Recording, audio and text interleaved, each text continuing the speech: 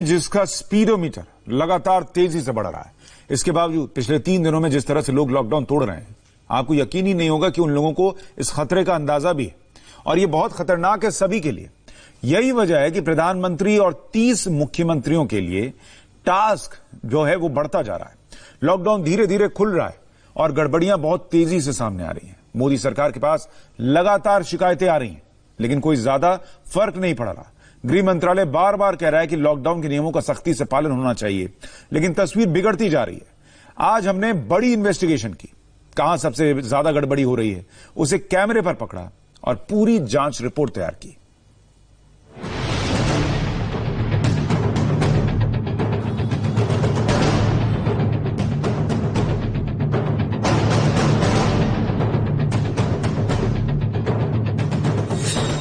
Corona आपसे बस 2 गज दूर घूम रहा है। अगर ऐसे ही सावधानी हटी तो समझिए दुर्घटना घटी। यकीन मानिए यही तस्वीरें प्रधानमंत्री नरेंद्र मोदी और 30 मुख्यमंत्रियों के पूरे प्लान पर पानी फेर सकती हैं। अगर आपको कोरोना वायरस से डर नहीं लगता तो कुछ आंकड़े देखिए। अगर लॉकडाउन नहीं माने तो जान बचाने की गारंटी कोई नहीं देगा। इसे लफाजी नहीं, रिसर्च से समझिए। लॉकडाउन तोड़ने वालों बस 2 मिनट अपनी टीवी स्क्रीन पर ध्यान दो और 5 मॉडल के अनुमान से पता लग जाएगा। Model 1 Boston consulting group. Bharat में मरीज 36 से 70 लाख तक हो सकते थे। 1,20,000 से 2,10,000 तक मौत का आंकड़ा पहुंच सकता था। Model 2 public health foundation of India. Bharat में 78,183 और मौत होती। Model 3 2 economist. 23 लाख तक कोरोना मरीज भारत में हो जाते। 68,000 और लोगों की जान चली जाती। Model 4 experts. 15,90,000 कोरोना मरीज भारत में होते। 51,000 लोगों की मौत हो जाती। मॉडल 5 20 लाख केस और होते। 54,000 हिंदुस्तानियों की जान कोरोना ले लेता।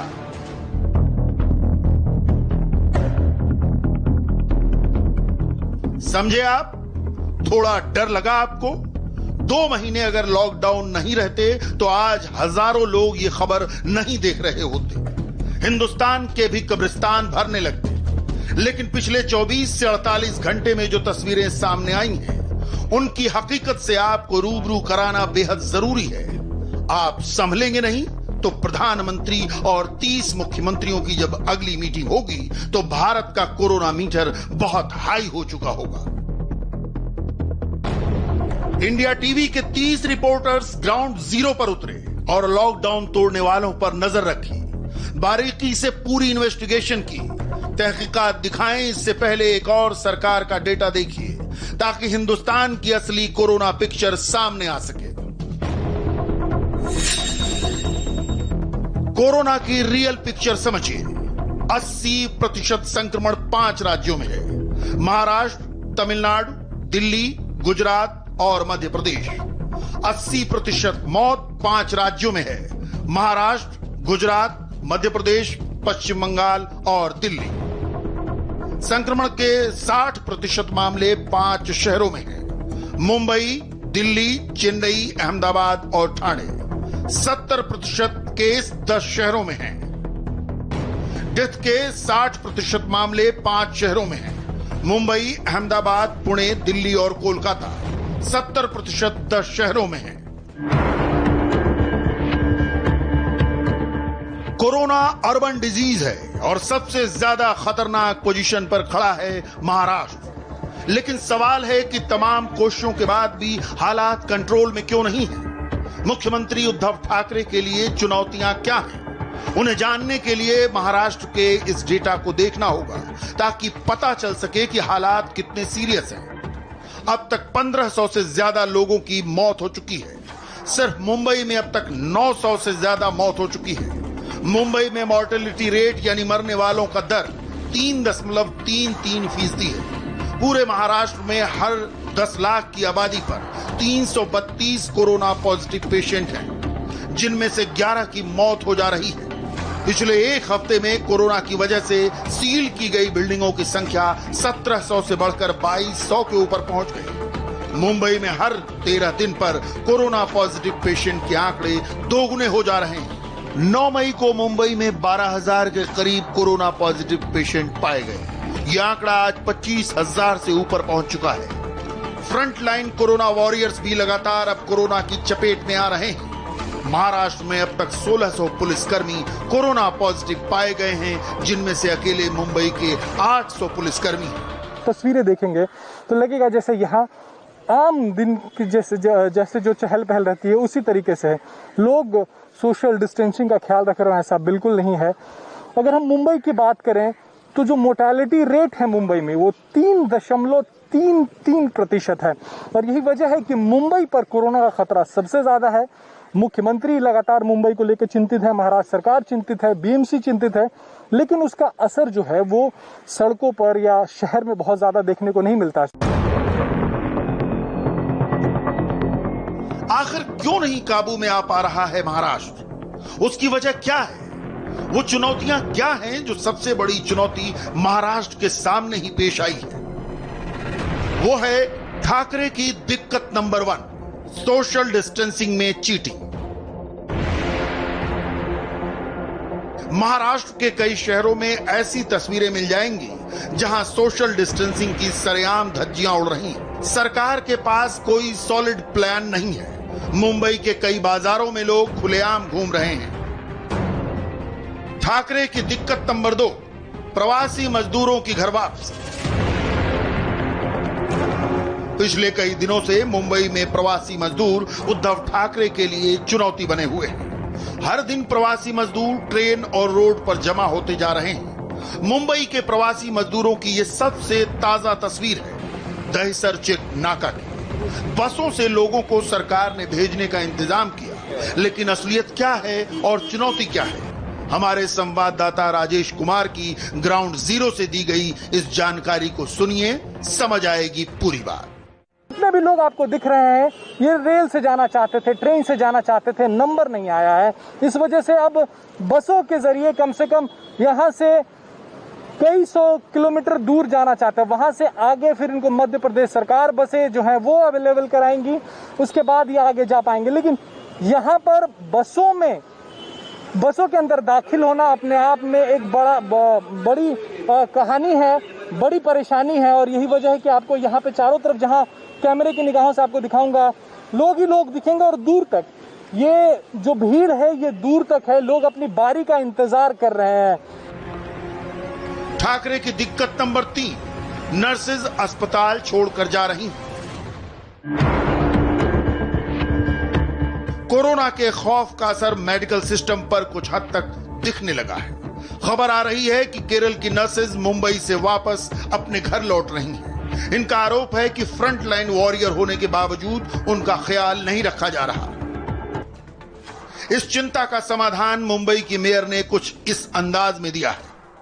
मुझे बात ही नहीं मालूम है, लेकिन मैं आपके द्वारा से मुझे अभी ये न्यूज़ मिली है और मैं एक ही कहेगी कि महाराष्ट्र तो सबको अंदर लेके पेट का उनका ये करते हैं। और जब भी अपने ऊपर एक ऐसी अपना मीन पूरा वर्ल्ड में ही आई है तो उनको लगता होगा कि हमारी मातृभूमि जिधर है उधर सेवा करना चाहिए, इसलिए हम उधर जा रहे हैं। तो जाने दो अभी क्या।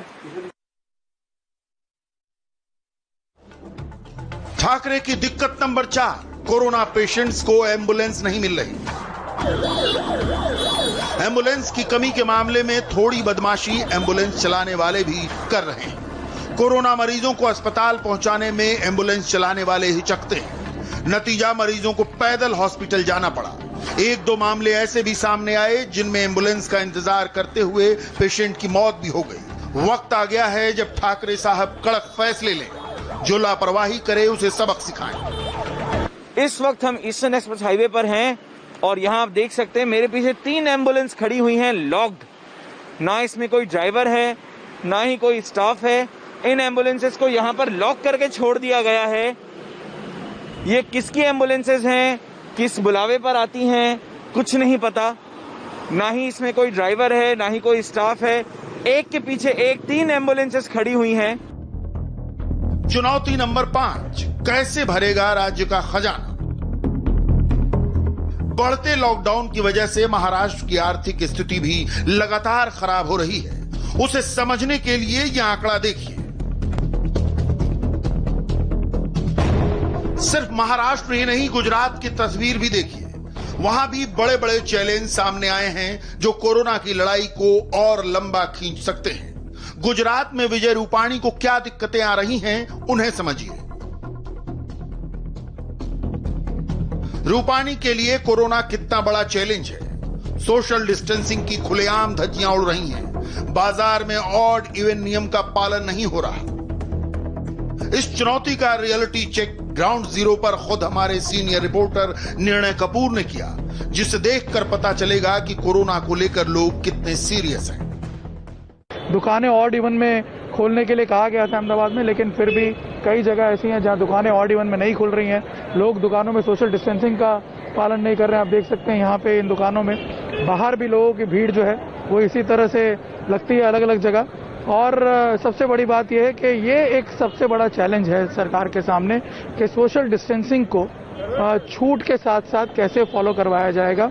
इसमें सबसे बड़ी भूमिका जो है वो लोगों की होगी, क्योंकि उन्हें इसे फॉलो करना है। सरकार ने लॉकडाउन में रियायत इसलिए नहीं दी कि आप सड़कों पर खुलेआम घूमिए, सोशल डिस्टेंसिंग का मजाक बनाइए।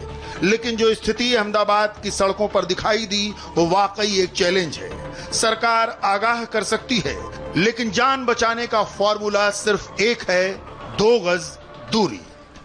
आप देख सकते हैं लोग जगह जगह खड़े हो जाते हैं अभी भी बाजारों में और फॉलो नहीं करते हैं सोशल डिस्टेंसिंग के नॉर्म को। ये जो है कहीं ना कहीं आगे जाकर के नुकसानदायक साबित होगा आने वाले दिनों में, और इस चीज को इंश्योर लोगों को करना पड़ेगा। सरकार अपनी तरफ से छूट दे रही है। जगह जगह जाकर के अधिकारी जो हैं वो डंडा लेकर के नहीं घूम सकते हैं, क्योंकि इतना बड़ा शहर है। और अहमदाबाद में जिस तरह से केसेस बढ़ते जा रहे हैं उसको देखते हुए, इस तरह का माहौल देखते हुए नहीं लगता कि अभी भी लोग इसे गंभीरता से ले रहे हैं। एक